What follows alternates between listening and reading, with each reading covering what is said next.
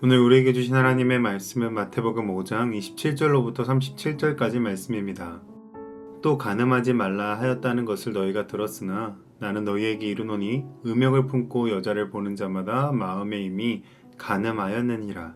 만일 내 오른 눈이 너로 실족하게 하거든 빼어내버리라.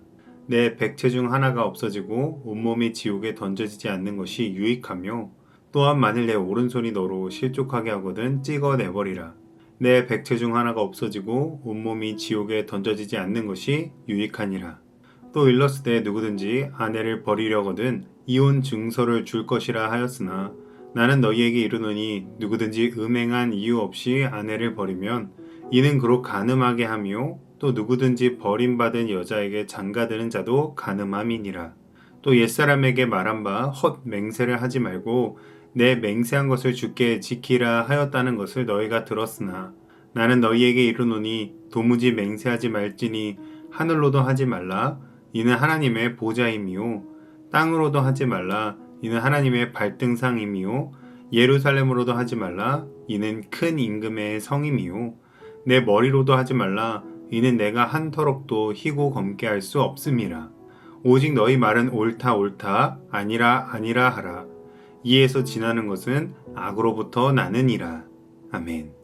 예수님께서 산상수훈에서 반복해서 하시는 말씀이 있습니다. 너희가 들었으나 나는 너희에게 이르노니. 이것은 율법을 부정하시는 말씀이 아니라 율법에 대한 잘못된 이해와 해석을 바로잡으시는 것입니다. 당시 사람들은 눈에 보이고 드러나는 행동만 조심하면 의롭다라고 생각했습니다. 그러나 예수님께서는 하나님의 의는 행동 이전에 마음의 상태에서 시작된다라고 선포하십니다. 오늘 본문에서는 그것을 세 가지 영역으로 나누게 되는데요. 정결함과 신실함과 진실함입니다.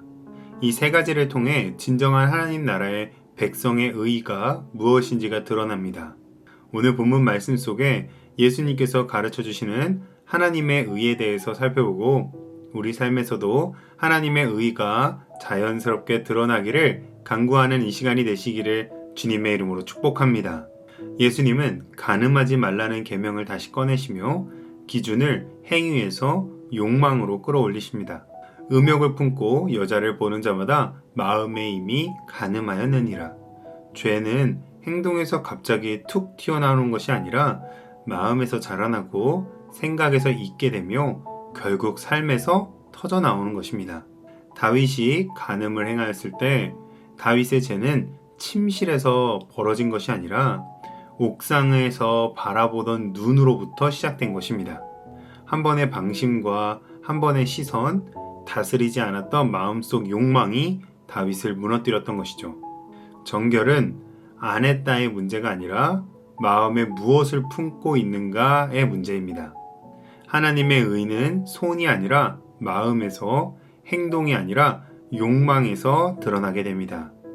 우리는 마음의 죄에 대한 경계심과 정결에 대한 간절함을 품고 있습니까? 그래서 29절로 30절에 예수님께서는 차라리 죄의 유혹에 끌리는 눈을 빼고 손을 자르라고 하십니다. 이는 유혹이 오면 진짜 눈을 뽑아버리고 손을 잘라내라는 것이 아니라 그만큼 절대로 죄를 가볍게 여기지 말고 경계하라는 강력한 경고입니다. 우리는 죄의 유혹에 넘어가는 것을 두고 실수라고 하고 연약함이라고 하며 한 번쯤이라고 하며 넘길 수도 있지만 예수님께서는 이것이 지옥에 던져지는 문제라고 하신 것입니다. 그럼 오늘 우리의 마음에는 죄를 철저히 경계하는 정결한 마음이 있습니까? 이어 예수님께서는 이혼 규정을 언급하시며 사람들의 편법적인 신앙을 드러내십니다. 당시에는 이혼 증서만 준비해 놓으면 아무런 문제가 없다라는 태도가 만연했습니다. 그러나 예수님께서는 관계를 법적인 계약이 아니라 하나님 앞에서의 약속이자 맹세인 언약이라고 하십니다. 호세아 선지자를 보면 고멜은 끊임없이 배신하고 음행했지만 하나님께서는 호세아를 통해 신실하신 하나님의 마음을 보여주셨습니다. 이스라엘이 깨어져도 하나님께서는 관계를 가볍게 끊지 않으셨던 것입니다. 예수님은 단지 이혼하지 말라라는 윤리적인 강의를 하신 것이 아닙니다. 주님은 하나님 나라의 백성은 관계를 가볍게 소비하거나 포기하지 않고 책임을 진다라고 말씀하신 것입니다. 하나님의 의는 관계를 버텨내는 능력에서 드러나게 됩니다. 감정이 식어도 손해가 되어도 때로는 불편해도 지키는 신실함인 것이죠. 이것은 단순히 결혼만의 문제가 아닙니다. 우리가 교회 안에서의 관계와 동역과 약속과 말과 섬김과 친구와 형제 자매와 이웃과의 모든 관계가 포함됩니다. 예수님께서는 모든 관계에서 우리를 편의에 따라 선택하는 것이 아니라 신실함으로 대하라고 하신 것입니다. 마지막으로 당시 유대인들은 맹세를 남발했는데요. 그것은 지킬 생각도 없는 말에 종교적인 포장을 했던 것이었습니다. 이에 대해 예수님께서는 단호하게 말씀하십니다. 오직 너희 말은 옳다 옳다 아니라 아니라 하라.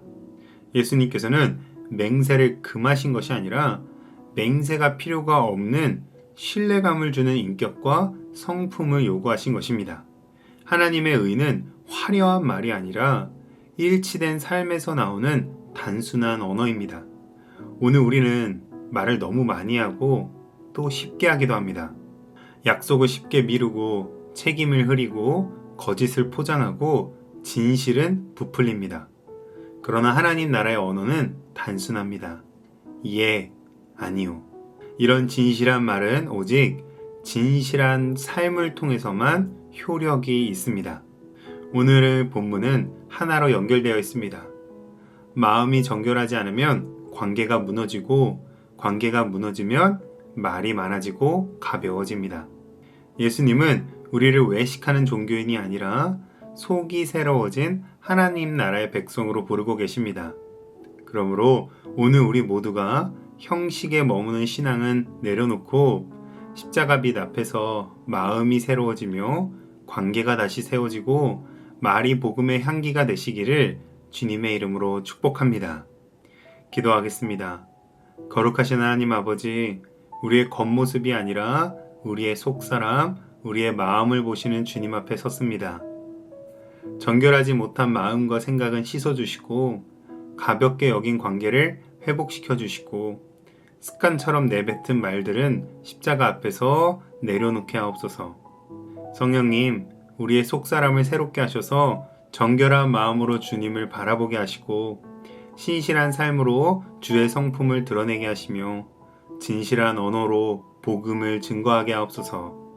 우리의 의가 예수 그리스도의 생명으로 차고 넘쳐 자연스럽게 흘러나오게 하옵소서.